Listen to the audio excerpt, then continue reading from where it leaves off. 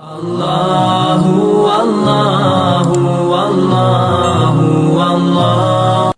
اعوذ باللہ من الشیطان الرجیم، بسم اللہ الرحمن الرحیم۔ یہ ہم سب کو نا بڑی چاہتیں ہوتی ہیں، ہماری الفتیں ہوتی ہیں۔ جس کو نواز شریف کے ساتھ الفت ہے، پیار ہے، انس ہے، وہ یہ سوچتا ہے کہ نواز شریف ایک نہ ایک دن پاکستان کو اندھیروں سے نکالے گا۔ بیچارے اسی امید پہ بار بار اسی کو ووٹ دیتے ہیں۔ وہی جھوٹے وعدے، وہی امیدیں، وہی سبز باغ، وہی ہوائی قلعے، بار بار دھوکے میں آ جاتے ہیں۔ پھر جس کو زرداری سندھ کا مسیحا لگتا ہے تو وہ بھٹو اور زرداری کو ووٹ دیے جاتے ہیں، بار بار انہی سے امید لگاتے ہیں۔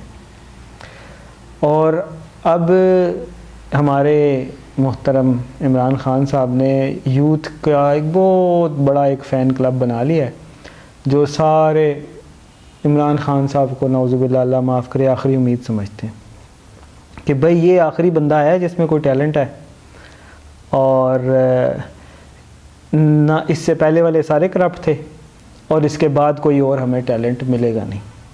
تو یہ جو بھٹو تھا نا، اس کی بھی بڑی پروفائل تھی، اور اس کے پیچھے بھی نوجوان ایسے ہی پاگل تھے۔ اس کے پیچھے کیا پاگل ہیں، اس کے پیچھے تو لوگ باقاعدہ جان دیتے تھے۔ اس کی آپ سپیچز نکال کے دیکھیں، تم لڑو گے، تم مرو گے، تو لوگ سینے حاضر کر دیتے تھے۔ اس کی سپیچز آپ نکالیں، وہ پتہ چلے گا۔ ایسی جذباتی اور اٹھا دینے والی سپیچز ہوتی تھی۔ وہ ٹیلنٹڈ بندہ تھا، فورن کوالیفائڈ تھا، ویل ایجوکیٹڈ تھا۔ تو اسی لیے تو اس کا آج تک نام بکتا ہے کہ وہ زرداریوں کو بھی اپنے ساتھ بھٹو لگانا پڑتا ہے۔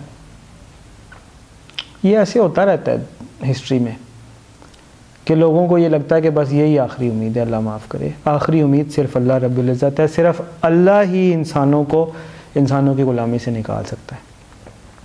اب یوتھ کل نماز ہم پڑھنے لگے تو وہ کسی بھائی نے ساتھ میں یہ کہا کہ آپ نے نا نماز کے بعد عمران خان کے لیے ضرور دعا کرنی ہے کہ اللہ اسے بچائے۔ تو وہ یوتھ نے ابھی تک نا امید لگائی ہوئی ہے۔ آخری امید صرف اللہ رب العزت ہے۔ عمران خان کچھ نہیں ہے، زرداری کچھ نہیں ہے، مشرف کچھ نہیں تھا، بھٹو کچھ نہیں تھا۔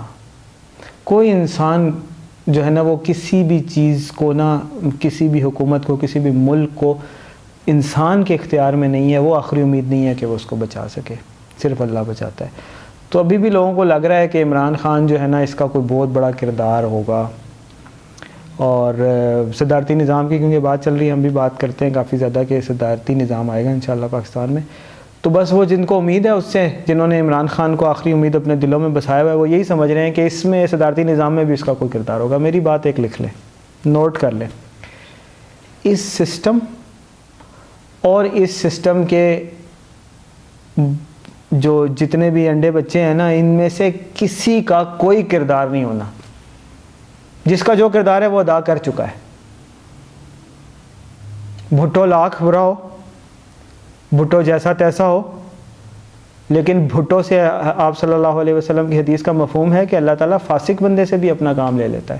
تو بھٹو سے زور زبردستی اللہ نے کام لے لیا، عوام کے تھرو اس کے اوپر پریشر ڈالا گیا کہ قادیانیوں کو اس نے غیر مسلم قرار دیا۔ قرارداد مقاصد ہمارے آئین کا حصہ بنا دی گئی۔ جماعت اسلامی کا کوئی کردار پریزیڈنشل سسٹم میں نہیں ہونا،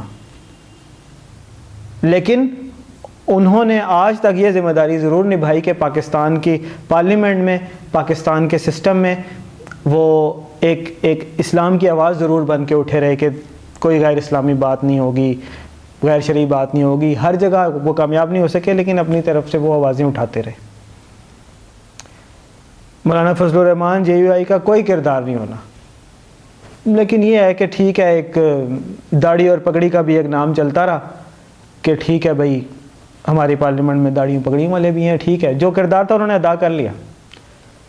ہاں، عمران خان کا کوئی کردار ہونا ہے تو یہ ضرور ہونا ہے کہ وہ آخری اس جمہوریت کے تابوت میں آخری کیل ہے،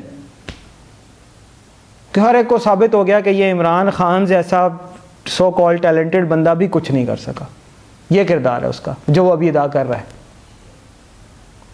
اور یہ کردار ہے کہ شاید اس دن ایک دوست مجھے کہنے لگا کہ یہ ہو ہی نہیں سکتا کہ جو صہیونی طاقتیں ہیں, جو فری میسنز ہیں, نیو ورلڈ آرڈر کو چلانے والے لوگ ہیں, وہ اپنی ایک گولڈ سمتھ فیملی کی لڑکی ایک پاکستانی مسلمان کو دے دیں اور ان کا لانگ ٹرم پلان نہ ہو. بات اس کی مجھے بڑی دل کو لگی.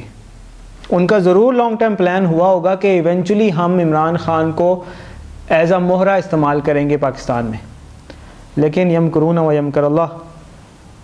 عمران خان جو جوانی میں تھا وہ نہیں ہے, اس میں کوئی شک نہیں ہے. وہ ان کا مہرہ بننے کے بجائے خوددار انسان بن کر ثابت ہوا ہے. تو آج کے دور میں وہ ان کا مہرہ نہیں بنا, اسی لیے سارے اس کے خلاف ہیں. الٹا اللہ تعالیٰ نے ان سے وہ کام لے لیا عمران خان سے کہ نواز شریف ایک ریلیٹیولی کنزرویٹو حکمران کے طور پر دیکھا جاتا تھا. دینی چیزیں کرنا اور وہ جو ان کے ہیں علماء کو بلانا, ریلیجیس روایات, ان میں تھوڑا بہت انوالو ہونا. تو جو بھٹو لوگ تھے وہ ریلیٹیولی لبرل سمجھے جاتے تھے. تو اب لوگوں کا یہ خیال تھا, اور ایون جب یہ کنٹینر پولیٹکس چل رہی تھی عمران خان کی, تو اس کے اندر جو ڈھول کی تھاپ پر اور میوزک کی تال پر بچیاں ہماری ناچتی تھیں اور جو نعرے لگتے تھے, اور وہ جو ایک عجیب سا مخلوط ماحول ہوتا تھا وہاں کنٹینر پولیٹکس میں, تو ہمیں بھی خوف آ جاتا تھا. اللہ معاف کرے کہ یہ اگر آ گیا تو پاکستان کے اندر تو فحاشی اور ریانی اور مخلوط محفلیں اور بالکل یورپ بن جائے گا. لیکن اللہ تعالیٰ نے اس سے وہ کام لیا کہ میں ذاتی طور پہ مجھے لاکھ اختلاف ہیں عمران خان کی اہلیہ سے, جو ان کے اندر مزار پرستی اور وہ جو شرک انہوں نے کروایا ظاہر ہے عمران خان سے, تو اس سے مجھے لاکھ اختلاف ہیں. لیکن اللہ نے عمران خان کی اہلیہ کو بھی اسلام کا, پردے کا, حجاب کا, حیا کا, کنزرویٹزم کا ایک جھنڈا بنا کر, ایک پریزنٹیشن بنا کر اللہ تعالیٰ نے دنیا کے سامنے پیش کر دیا. کہاں ریحام خان اور کہاں وہ جمائمہ گولڈ سمتھ, اور کہاں اللہ تعالیٰ نے یہ والا. اور کچھ ہوا نہیں ہوا, ٹھیک ہے شرک بالکل غلط ہے, وہ تو اس سے بڑا کوئی گناہ نہیں ہے, لیکن یہ ضرور ہوا ہے کہ وہ جو ایک اسلامک پریزنٹیشن ہے نا دنیا کے سامنے پاکستان کی, وہ ضرور چلی گئی ہے. اور میں یہ سمجھتا ہوں کہ عمران خان, اللہ تعالیٰ نیتوں کے حال جانتا ہے, لیکن سو فار جو اپرنٹلی نظر آ رہا ہے اسپیکنگ فرام واٹس ویزیبل, کہ عمران خان صاحب نے ریلیجن کارڈ بار بار استعمال کیا اپنے فیور کے لیے. ابھی یہ کل کے جلسے میں آپ دیکھ لیں, ہم نے بھی معروف نام رکھ دیا کہ بجائے اس کے کہ وہ اپنا جو ان کی حکومت ہے اس کے اندر جو اپنی طاقت ہے اور جو اختیار ہے اس کو استعمال کر کے نیکی کو رائج کریں, برائی کو روکیں, ایک اپنی پولیٹکس کو ہوا دینے کے لیے انہوں نے قرآن کی آیات کو استعمال کرنا شروع کر دیا. اسی طرح ریاست مدینہ کا اگر انہوں نے نعرہ لگایا, شاید اچھی انٹینشن ہوئی ہے ان کی, لیکن ان سے ہوا نہیں, اور پھر بعد میں انہیں وہ بار بار نام اپنے آپ کو, اپنی کرسی کو پکا کرنے کے لیے استعمال کرنا پڑا. لیکن ان سب کے ساتھ ہوا ضرور یہ ہے کہ اس طرح کھل کے کبھی کسی نے اسلام کا نام اس لیول پہ نہیں لیا, ریاست مدینہ کا نہیں لیا, پردے کا, اور یہ جو جتنی چیزوں کی بات عمران خان صاحب کرتے ہیں یہ کسی نے پہلے نہیں کیا. اور لوگوں کا یہ خیال تھا, عالمی انٹرنیشنل جو ویو تھا وہ یہی تھا کہ پاکستان میں اگر کوئی کنزرویٹو گورنمنٹ آ گئی, کوئی سو کالڈ جیسے یہ جماعت اسلامی ہو گئی, یہ کیا نام ہے ان کا, جے یو آئی والے ہو گئے, یہ آ گئے, اس طرح کی کوئی ریلیجیس ٹائپ کی چیز آ گئی تو وہ اس طرح کی باتیں کریں گے. لیکن اللہ تعالیٰ نے عمران خان سے ہی کروا دیا. تو بس یہاں تک کردار ہے. آگے پریزیڈنشل سسٹم جو ایکچوئل قائم ہو جائے گا, ان لوگوں کا کوئی کردار نہیں ہے. کیوں نہیں ہے؟ اس لیے کہ اس ریاست کے گندی چکی سے میں پس کر نکلنے والا اس کے ساتھ غلاظت ضرور لگ گئی ہے. وہ کسی نے کہا ہے نا کہ وہ literate of the 21st century are not the ones who have degrees or who are educated. Literate of the 21st century are the ones who can learn, unlearn and relearn. لیکن اس چکی میں سے گزرنے کے بعد جو آپ نے چیزیں اور روایات لرن کر لی ہیں نا، وہ پریزیڈنشل سسٹم میں ان کی کوئی گنجائش نہیں ہے،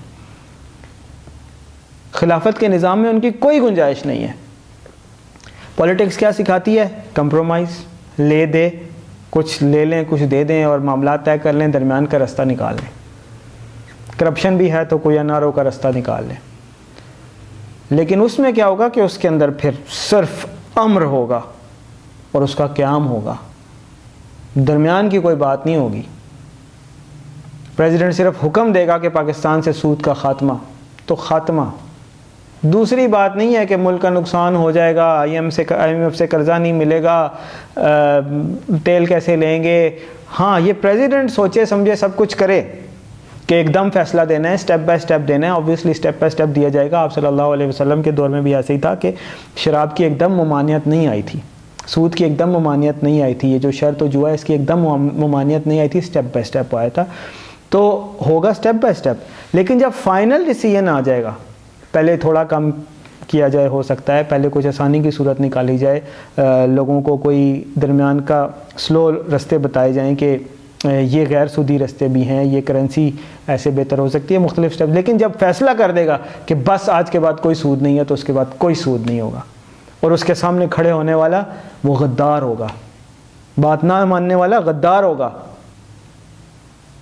اور اس کی سزا، غدار کی سزا آپ کو پتہ ہے، سر تن سے جدا۔ تو پریزیڈنٹ پھر اس کے اوپر اپنی جو کیپٹل پنشمنٹ ہے وہ لاگو کرے گا۔ تو یہ جو پولیٹیکل سسٹم ہے، اس میں جو پس کے نکلنے والے لوگ ہیں نا، ان کا کوئی کردار نہیں ہے۔